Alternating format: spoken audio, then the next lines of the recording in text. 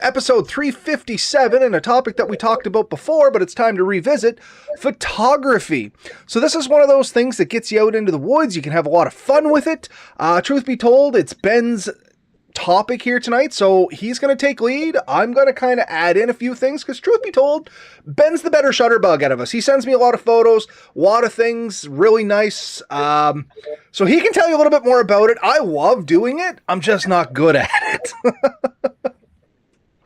Well, and I'll never claim to be an expert or even honestly all that good, but I do play. I practice with it a little bit. It is a lot of fun. I think if you're looking for something to do on your, you're on your trip and you're trying to capture that moment. And I said earlier when we messed up that, sometimes I'm just trying to catch the piece of that moment. So like in that moment, how you feel, how peaceful or how exciting or how good that moment was, like to capture that moment and be able to bring it home and share that with friends and family. And even like strangers, I'll be talking to strangers and somebody will say something, say, "Oh, I have a picture of that." And I'll pull it up on a show, like a cool campsite or how we set up gear. Or one of my favorite things is just like a lake shot, or I sent you some pretty cool night shots recently, I think. So, and then sometimes people say, well, how do you get that shot? So there is a few skills that I can possibly point you in the right direction. And the first thing you can do is just go to any phone or any modern camera, and there's already scene settings, so you can pick one up and just point and shoot. And those are honestly pretty good. The new technology in phones and cameras today does a really good job of doing that. So you can get some pretty good pictures without having to know a lot of skill. So I don't recommend you don't use that by any means. But if you're still having trouble getting the feel you're looking for, and I've been teaching my daughters this, how to turn on the manual settings in your phone. And when you get into manual settings, you're going to start to see ISO speed and shutter time, things like that. And that gets a totally different feel to the images, right? So I don't know. Have you played with this stuff, Robert?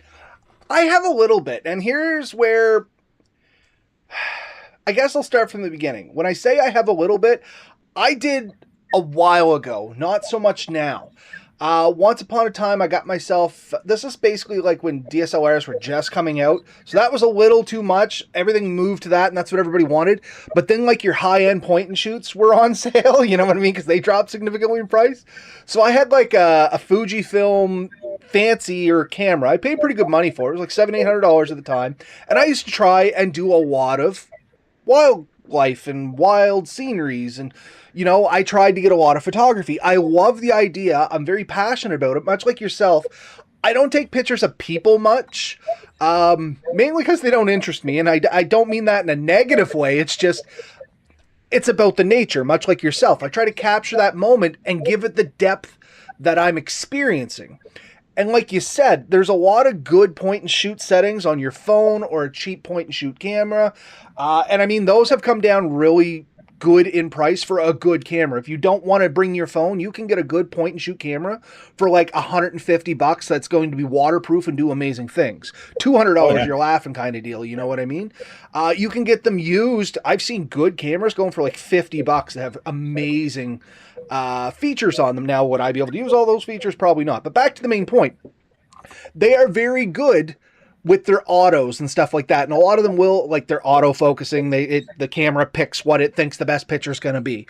But I do tend to find that those images tend to come out very flat. You know what I mean? Like, it looks like a picture, which is cool. Don't get me wrong. But I do find the automatic settings lack the depth, where if you start playing with some of these settings, even like the ISO, how long the shutter's open, even starting there, you can add a lot of depth to a photo that way.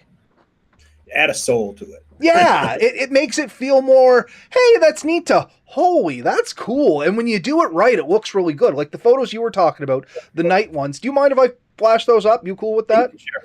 Yeah. So the night ones that Ben had here, and it's going to take me a second because I'm kind of improving this as I go. You'll kind of notice that the way he shot those, and what I like about those images, and much like what I try to capture, is that they have a little depth. You can see the stationary, and I'm going to hopefully jump over to it here now, folks, as long as I have this all figured out right. So, should be this one. Am I right? There we go. So yeah, this is the photo that one of the ones that Ben sent me there, and you can see like it has the stationary foreground. It's kind of got that background which you can see set back from it. Then you can see the clouds are kind of hovering in the midground from the sky, and it adds that depth. It gives you that feeling. Instead of just looking at a picture, you can almost kind of put your shoe or yourself in Ben's shoes and be like, yeah, okay, I get that. That's nice. You know what I mean? That's not just a picture. That's a nice experience. So to explain how I got that picture, because I think that's really important. I took a tripod into the woods. I sat out and I turned my shutter speed way down. So I was like 8 to 30 seconds on some of these photos. And I used a high ISO, which is usually used for like high speed photos, like if you're doing sporting events and somebody's like trying to catch somebody running without blur. And by combining that with a long exposure time, it allowed the stars to show up, and even the ground, like the cliffs that are shown on that picture of the land. I couldn't see that. That was pitch black when I shot that. So, but it came out, and there's another one I didn't send to you. But when I tried, I had the settings too long. I was full 30 seconds at high ISO, and all of a sudden, like I took a picture with the moon in the corner, and the whole screen was like white from the moon. Like the moon just looked like a supernova. And so it takes a lot of practice. And I think that's the big thing that a lot of people don't really appreciate with photography is sometimes you have to take a picture and say, okay, that didn't work, and then tweak some settings and take another one. But the beauty of today's camera, like we can learn at a faster rate than me and you would have had a kid. Like I can remember buying the 110 film cameras. Yep. And you got like 24 shots on a roll, and you had no idea what you got until it came back from the developers. And that was for me, like I think we had to mail them out. Like it was like a week or two later before these things came back. And you sent the money, and you might get like some photos didn't come out at all. They didn't send them to you. And like, or they kept your negatives, you didn't get them. There's a younger crew out there going, what in the hell's negatives? Do you know? No, I don't know. I mean, at that time to learn, you did a bunch of stuff, and you kind of had to remember what you did and then try to replicate it. Like you were very limited, and a lot of those cameras had nothing. You had no zoom, you had no nothing. Sometimes you had like a tello and a close. Like that was it. Like you had two shots, two. Hold on one sec. You keep chatting. I might have something here. So when you had that, like the learning experience was a lot steeper. It took a lot of time, but now you can learn all this stuff honestly in a couple of hours. Just set it up, take a picture, say, okay, that worked like that, tweak its setting, and then see how it changes. And it doesn't take long to get yourself in the ballpark. And then editing beyond that isn't too bad, especially now there's AI programs that'll take an existing photo and just prop it up. Now I don't play with that, so I don't expect anyone to come to me and say, oh, how do I use AI to improve my photos? Because Ben ain't there yet. Right? But Polaroid. Yeah. This was the fancy up version from what Ben is talking about. You can actually see your photo with this one at least, but still you got no zoom, no nothing. Like this is literally, and believe it or not, this thing still works. This is, you open it, you can hear that classic ring as it's charging the flash. Then you push the button and whatever comes out, comes out. Like there's no zoom, there's nothing. It is just point and click. But this is the beauty. Like today's modern phones, like, there's not many people out there now who don't have some kind of Samsung or iPhone or even like the old LGs. That's what I played with. The Pixels. I have a couple of Pixels laying around here. All these devices come with super good cameras. Like you can take shockingly good pictures with the average camera phone. And that picture that you shared, that was taken with a phone. It wasn't taken with a DSLR or a DSLR or anything crazy like that, or a mirrorless camera. It was taken with a standard, It's Samsung S23 Ultra. It's a good phone, but it's already 3 years old, and I can take pictures that I really like. Compresses, and the zoom isn't too bad. The one thing is, the more zoom you use, the better stability you need. So I highly recommend some kind of tripod and a way to attach it. So one thing I bought, and these are a few things I'll talk a little bit about. I did buy a case that goes over my phone that allows me to hook it to a tripod easier in different angles and different positions. And I also have bought a set of lenses that can attach to my phone that allows me to take like put filters and stuff on it to get rid of UV, or basically like sunglasses, like they call them indie filters.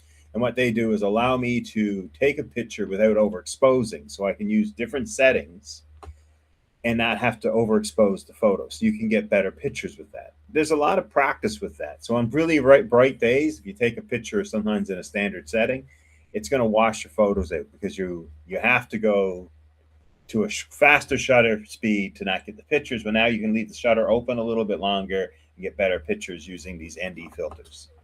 So those are some things you can do with your standard phone just to make it a little bit better. And even drones, if you're flying drones, ND filters really good, really popular, things like that. And you can get polarized lenses, which help get rid of reflection in like water. So if you're taking a picture of a lake and you don't want all the reflections, which can really damage your photo or alter your photo, you get that, and you can get like a more clear looking lake without the reflections.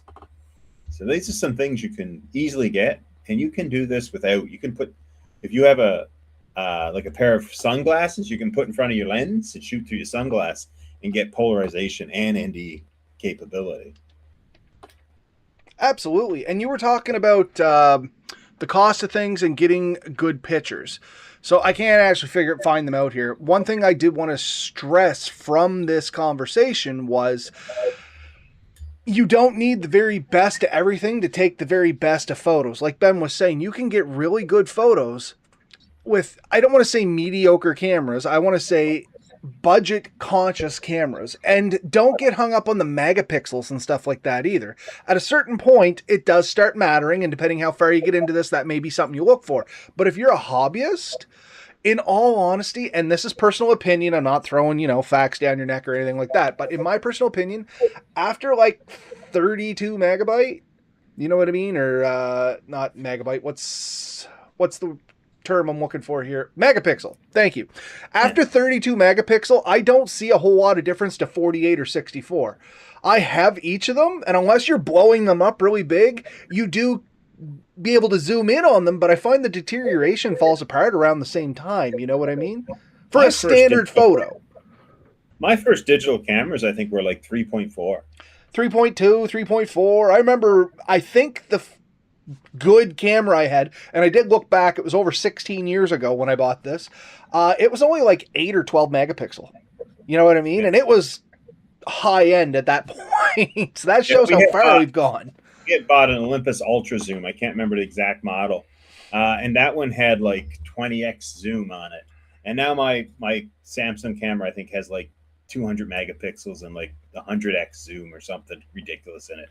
And that's really neat. Like, I've played with it, and it kind of does work. It's not as good as buying like a proper telephoto lens on a DSLR or that style camera. It's a different effect to it, and honestly, holding it well still and stuff like that is really difficult at those distances. But it's neat what it can do. And one reason I was really interested in those capabilities is, and we talked about this before, but even more recently, like I can remember being in Cape Breton Island, and we came around a turn one time, and we looked down into this pond on the right side of us, and there is this eagle sitting at the end of the pond. And anyone who's been in the Highlands probably can picture where I'm talking about. It's a famous area. And this eagle was drinking out of the pond. It was just a gorgeous picture. So we jumped out with our little digital camera that at the time was quite nice, and we took a picture, and we developed it. We blew it up as much as we could, and we had a great picture of that lake. And all you could tell was there was like a funny looking rock down on the far end. And this is why we bought the ultra zoom camera, was when we could, because we wanted that zoom capability. You know, last year I was out walking the dog, and I'm in a city, and I'm walking through, and I go through this little quaint park in the neighborhood, and I see this animal drinking out of the water on the other side of this little pond. And with the extra zoom in my camera, I could zoom in on it, and I could see that this was a wild coyote in town drinking in here. And I've caught beavers in this pond. I've seen a bunch of other wild animals, a deer over there more recently. It right in the middle of like, Surrey is the name of the city, and I'm in this, right in the middle, and here's these wild animals like right there. And I couldn't get those without the better quality cameras that are available today. But any modern camera and a modern decent cell phone can do it. And I mean, by decent, I'm saying mid-range is more than enough.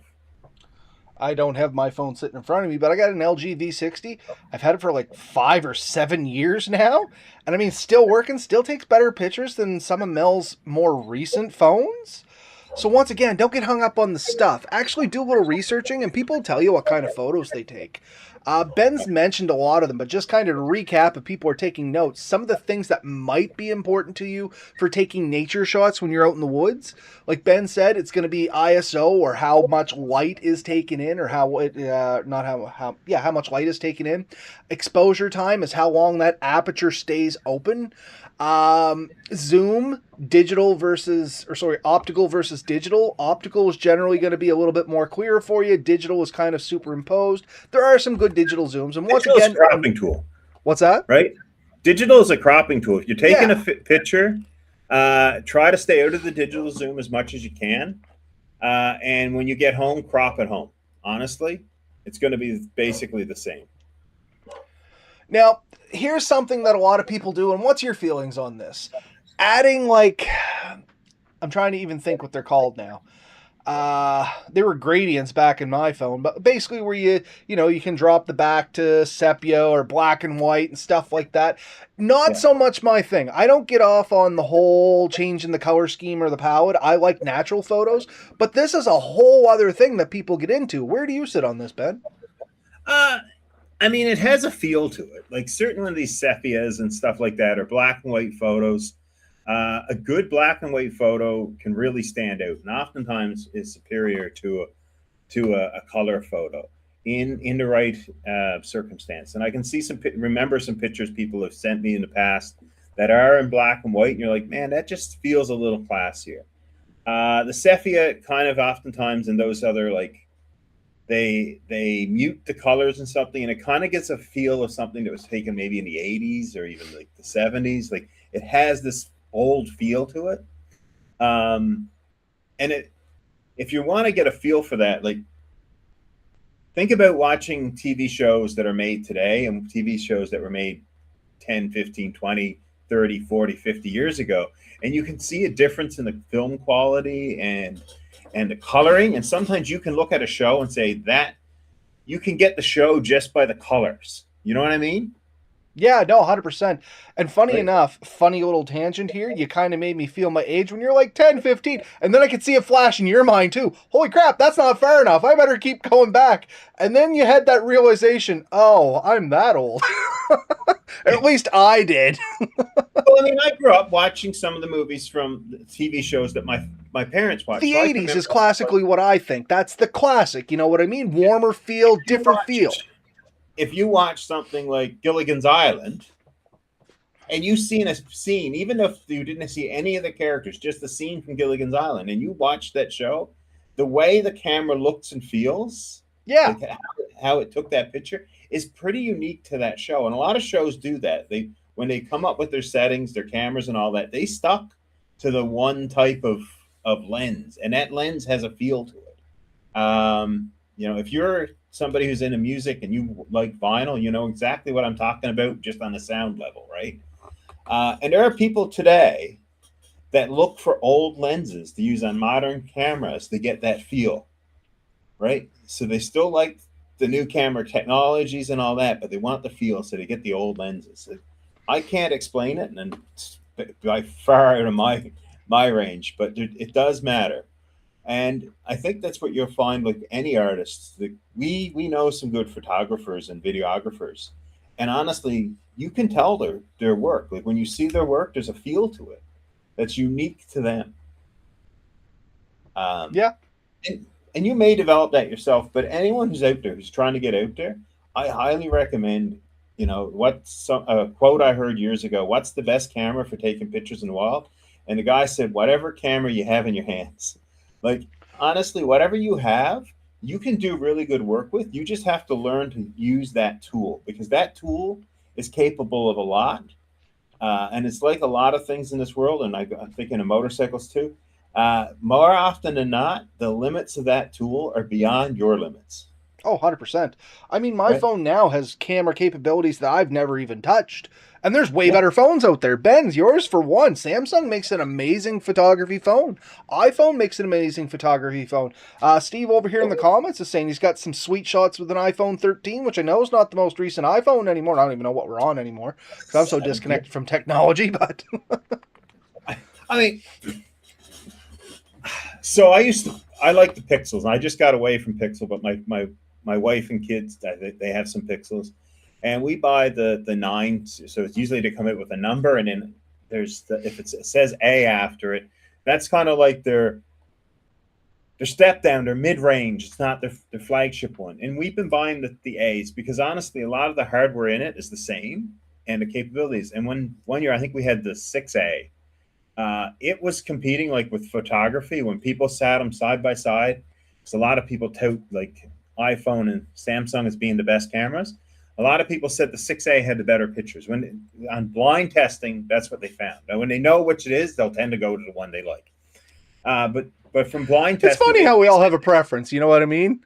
it is. But there's the thing: the quality between those three cameras isn't that different. Like, I can bash any of them, don't get me wrong. But honestly, the end quality is you can do an awesome picture with any of those cameras, provided that you learn how that camera works and how to get the most out of it. Choosing your shot, understanding lighting, understanding composition, uh, understanding how to set your focus and stuff up. And by playing with those things, you can really get a kind of a neat feel to everything.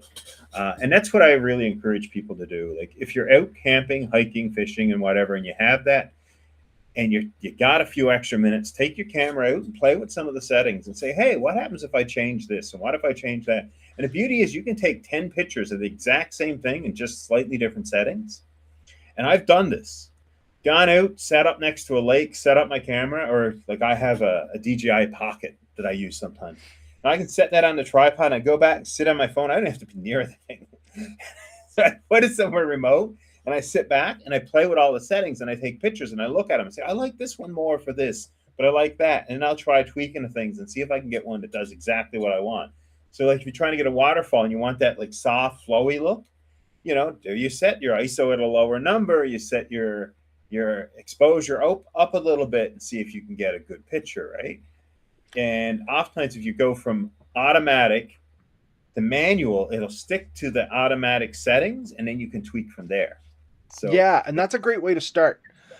Just a couple comments here. I want to make sure we didn't go through them because we do got Eric, Andrew, and Steve joining us. Thanks, folks, for joining us. Always a pleasure to have you here.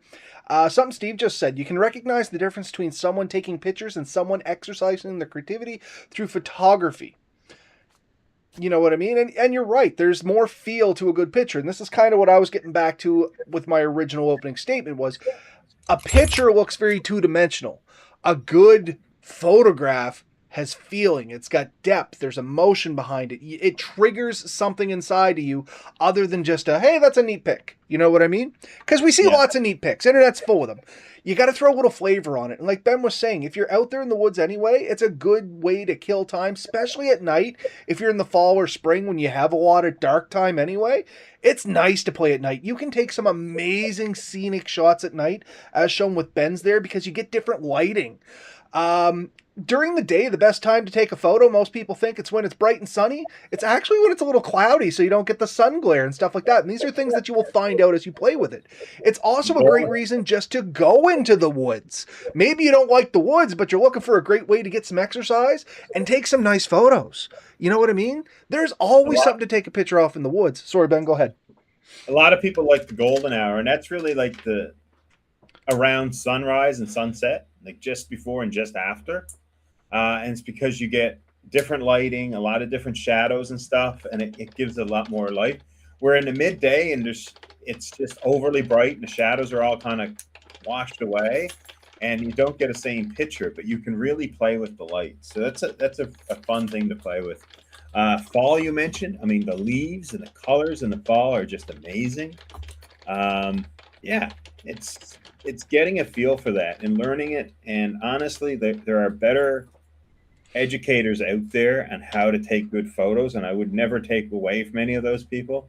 But I would encourage you to do your own research. Find somebody who takes pictures you like, and if they have tutorials or anything like that, you can watch some of those. There's also really good online courses and even in courses. Some colleges and universities, they offer photography courses in the evenings. If you're really interested, it's probably worth your while to take a course. Someday I probably will. I should, but And that's the thing. Courses don't necessarily give you your flavor. They teach you how to find it. how to use the tools you have. Yeah. Exactly. I think that's all I really want to talk about here tonight it's a good reason to get in the woods. You don't have to spend a lot of money, but you can spend a lot of time and get some real amazing results with standard stuff you probably already have. Like most people have a cell phone now. There's very few that don't, and those that don't or don't want to use one for whatever reason, be it social, financial, or whatever, you can pick up a decent camera somewhere for pretty cheap and still get great results. Well, and you can also, depending on what you want, what you don't want, you can always pick up a phone and not hook it up. Absolutely. I mean, Lily, that's what she used to run around with until she had her incident.